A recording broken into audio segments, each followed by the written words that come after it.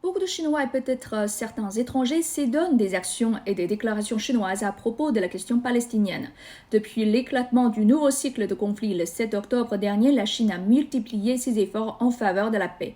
Entretiens téléphoniques avec les ministres des Affaires étrangères palestiniens et israéliens, rencontres avec les ministres des Affaires étrangères de pays arabes et musulmans à Beijing et à New York, réunions de haut niveau du Conseil de sécurité.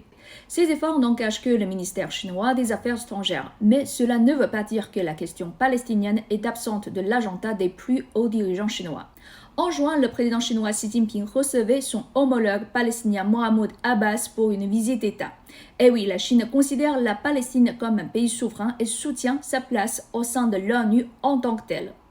Le 22 novembre, une réunion extraordinaire des BRICS sur la situation au Moyen-Orient et à Gaza a été organisée en ligne, durant laquelle le président chinois a prononcé un discours intitulé « Œuvrer pour un cessez-le-feu et bâtir la paix et une sécurité durable ».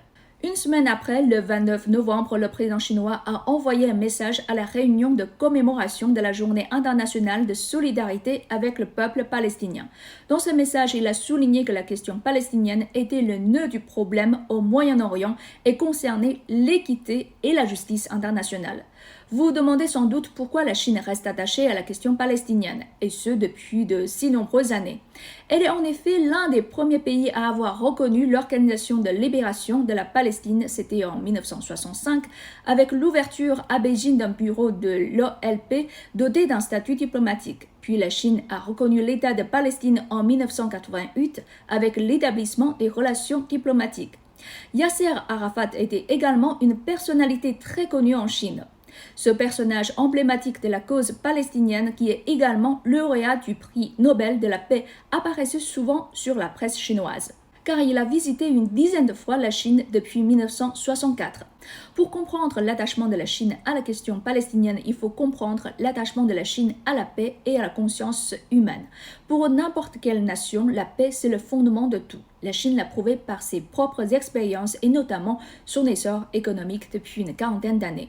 Il est difficile d'envisager un développement durable sur le plan économique et social si le feu de la guerre est à proximité ou dans le pays même. C'est valable pour la Palestine, c'est aussi valable pour Israël. Mais pour obtenir une paix et surtout une paix durable, il faut tenir compte de la conscience humaine, pas seulement de sa propre conscience. Il faut privilégier la sécurité commune et pas uniquement la sécurité absolue d'une seule partie.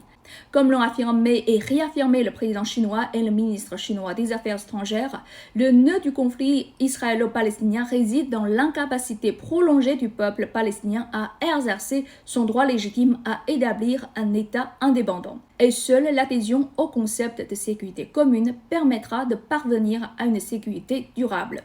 Lors du vote d'une résolution portée par les Émirats arabes unis le 8 décembre, le secrétaire général de l'ONU, Antonio Guterres, a dit « Le monde et l'histoire nous regardent, il est temps d'agir. C'est le temps d'agir et surtout de réveiller les bonnes consciences. »